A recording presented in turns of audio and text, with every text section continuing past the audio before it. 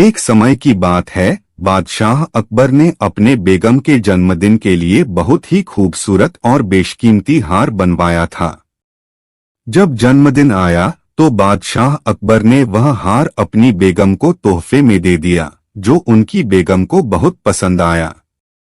अगली रात बेगम साहिबा ने वह हार गले से उतारकर एक संदूक में रख दिया। जब इस बात को कई दिन गुजर गए तो एक दिन बेगम साहिबा ने हार पहनने के लिए संदूक खोला, लेकिन हार कहीं नहीं मिला। इससे वह बहुत उदास हो गईं और इस बारे में बादशाह अकबर को बताया।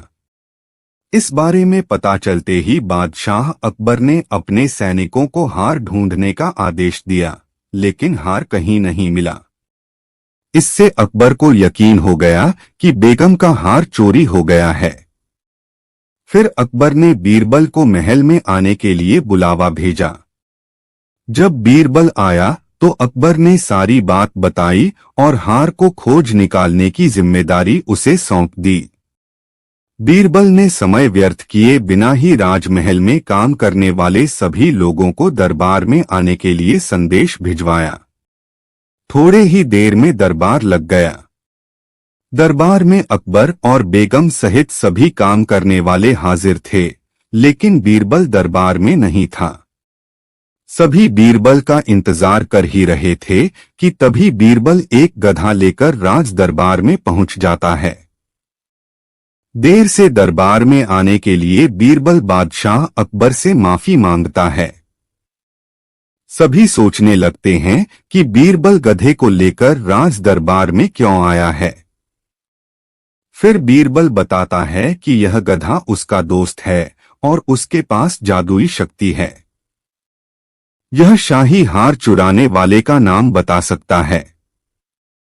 इसके बाद बीरबल जादुई गधे को सबसे नजदीक वाले कमरे में ले जाकर बांध देता है और कहता है कि सभी एक एक करके कमरे में जाएं और गधे की पूंछ पकड़कर चिल्लाएं, जहां पनाह मैंने चोरी नहीं की है। साथ ही बीरबल कहता है कि आप सभी की आवाज दरबार तक आनी चाहिए। सभी के पूंछ पकड़कर चिल्लाने के बाद आखिर में गधा बताएगा कि चोरी किसने की है। इसके बाद सभी कमरे के बाहर एक लाइन में खड़े हो गए और एक एक करके सभी ने कमरे में जाना शुरू कर दिया। जो भी कमरे के अंदर जाता तो पूंछ पकड़कर चिल्लाना शुरू कर देता, जहां पनाह मैंने चोरी नहीं की है। जब सभी का नंबर आ जाता है तो अंत में बीरबल कमरे में जाता है और कुछ देर बाद कमरे से बाहर आ जाता है। फिर बीरबल सभी काम करने वालों के पास जाकर उन्हें दोनों हाथ सामने करने को बोलता है और एक एक करके सभी के हाथ सूंघने लगता है। बीरबल की इस हरकत को देखकर सभी हैरान हो जाते हैं। ऐसे ही सूंघते सूंघते एक काम करने वाले का हाथ पकड़कर बीरबल जोर से बोलता है, जहां पनाह इसने चोरी की है। ये सुनकर अकबर बीरबल से कहते हैं, तुम इतने यकीन के साथ कैसे कह सकते हो कि चोरी इस सेवक ने ही की है? क्या तुम्हें जादुई गधे ने इसका नाम बताया है? तब बीरबल बोलता है, जहां पनाह यह गधा जादुई नहीं है। यह बाकी गधों की तरह साधारण ही है। बस मैंने इस गधे की पूंछ पर एक खास तरह का इत्र लगाया है। सभी सेवकों ने गधे की पूंछ को पकड़ा, बस इस चोर को छोड़कर। इसलिए इसके हाथ से इत्र की खुशबू नहीं आ रही है। फिर चोर को पकड़ लिया गया और उससे चोरी के सभी सामान के साथ ही बेगम का हार भी बरामद कर लिया गया। बीरबल की इस अक्लमंदी की सभी ने सराहना की और बेगम ने खुश होकर बादशाह अकबर से उसे उपहार भी दिलवाया। कहानी से सीख। इस कहानी से यह सीख मिलती है कि बुरे काम को कितना भी छुपाने की कोशिश करो, एक दिन सबको पता चल ही जाता है। इसलिए बुरे काम नहीं करने चाहिए। एक बार बादशाह अकबर, बीरबल और सभी मंत्रीगण दरबार में बैठे हुए थे। सभा की कार्यवाही चल रही थी। एक एक करके राज्य के लोग अपनी समस्याएं लेकर दरबार में आ रहे थे। इसी बीच वहां एक व्यक्ति दरबार में पहुंचा। उसके हाथ में एक मर्तबान था। सभी उस मर्तबान की ओर देख रहे थे। तभी अकबर ने उस व्यक्ति से पूछा, क्या है इस मर्तबान में? उसने कहा, महाराज, इसमें चीनी और रेत का मिश्रण है। अकबर ने फिर पूछा, किस लिए? अब दरबारी ने कहा, गलती माफ हो महाराज, लेकिन मैंने बीरबल की बुद्धिमत्ता के कई किस्से सुने हैं। मैं उनकी परीक्षा लेना चाहता हूँ। मैं यह चाहता हूँ कि बीरबल इस रेत में से बिना पानी का इस्तेमाल किए चीनी का एक एक दाना अलग कर दें। अब सभी हैरानी से बीरबल की ओर देखने लगे। अब अकबर ने बीरबल की ओर देखा और कहा, देख लो बीरबल, अब तुम कैसे इस व्यक्ति के सामने अपनी बुद्धिमानी का परिचय दोगे? बीरबल ने मुस्कुराते हुए कहा, महाराज, हो जाएगा, यह तो मेरे बाएं हाथ का काम है। अब सभी लोग हैरान थे कि बीरबल ऐसा क्या करेंगे कि रेत से चीनी अलग अलग हो जाएगी। तभी बीरबल उठे और उस मर्तबान को लेकर महल में मौजूद बगीचे की ओर बढ़ चले। उनके पीछे वह व्यक्ति भी था। अब बीरबल बगीचे में एक आम के पेड़ के नीचे पहुंचे। अब वह मर्तबान में मौजूद रेत और चीनी के मिश्रण को एक आम के पेड़ के चारों तरफ फैलाने लगे। तभी उस व्यक्ति ने पूछा, अरे यह क्या कर रहे हो? इस पर बीरबल ने कहा, ये आपको कल पता चलेगा। इसके बाद दोनों महल में वापस आ गए। अब सभी को कल सुबह का इंतजार था। अगली सुबह जब दरबार लगा तो अकबर और सारे मंत्री एक साथ बगीचे में पहुंचे। साथ में बीरबल और रेत व चीनी का मिश्रण लाने वाला व्यक्ति भी था। सभी आम के पेड़ के पास पहुंच गए। सभी ने देखा कि अब वहां सिर्फ रेत पड़ी हुई है।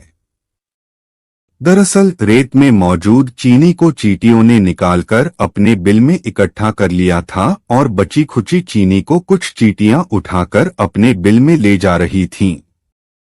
इस पर उस व्यक्ति ने पूछा, चीनी कहाँ गई?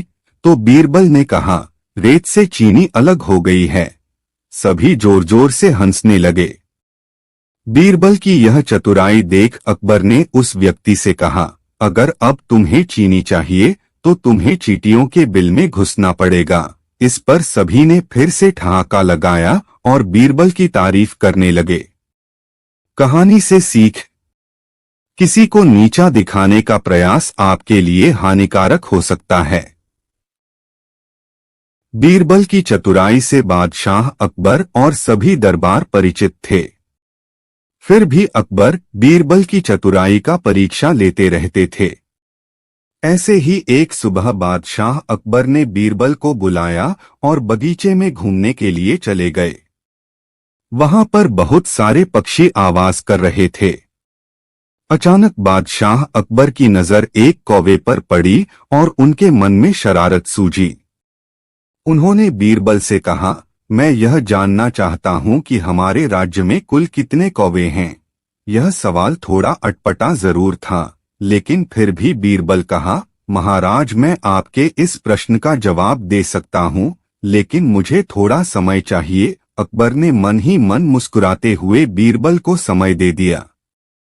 कुछ दिनों के बाद बीरबल दरबार में आए तो शहंशाह अकबर से पूछा, बोलो बीरबल, कितने कौवे हैं हमारे राज्य में? बीरबल बोले, महाराज, हमारे राज्य में करीब 323 कौवे हैं। यह सुनते ही सभी दरबारी बीरबल को देखने लगे।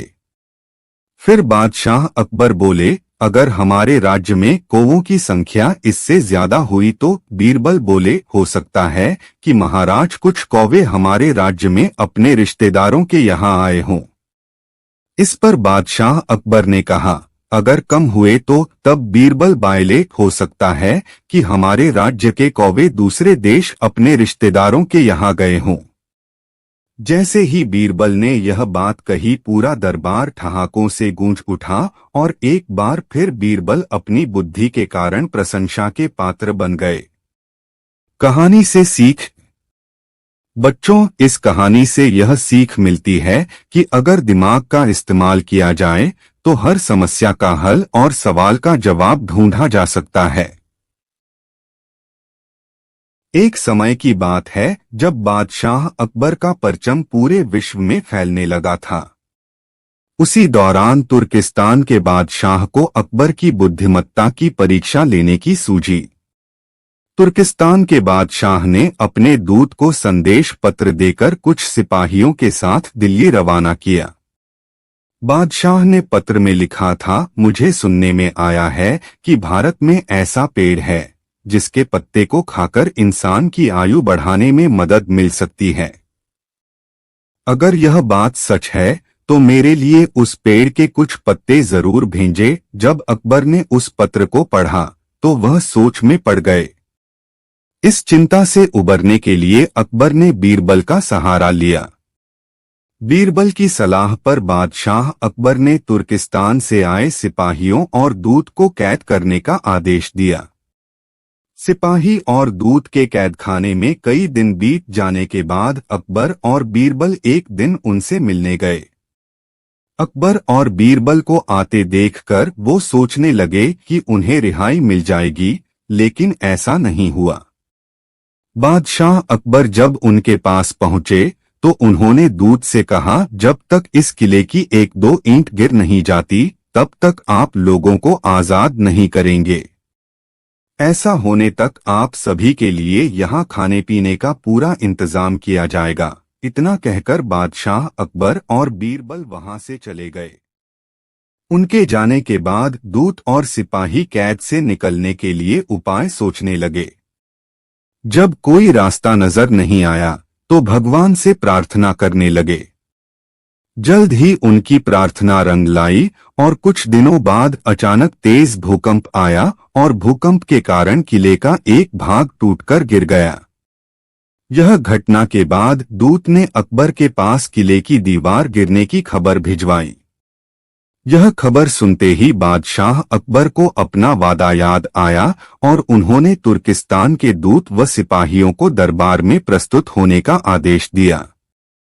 उनके दरबार में पहुंचते ही बादशाह अकबर बोले, अब तो आप सबको अपने बादशाह के द्वारा भेजे गए पत्र का उत्तर मिल गया होगा। अगर अब भी आपको समझ नहीं आया है तो मैं समझा देता हूं। तुम सिर्फ 100 लोग हो और तुम्हारी आह सुनकर किले का एक हिस्सा गिर गया, तो सोचो जिस देश में हजारों लोगों पर अत्याचार होते हैं उस देश के बादशाह की आयु कैसे बढ़ेगी। लोगों की आह से उसका पतन तो निश्चित है। हमारे भारत देश में किसी गरीब पर अत्याचार नहीं होता। यही होता है आयुवर्धक वृक्ष।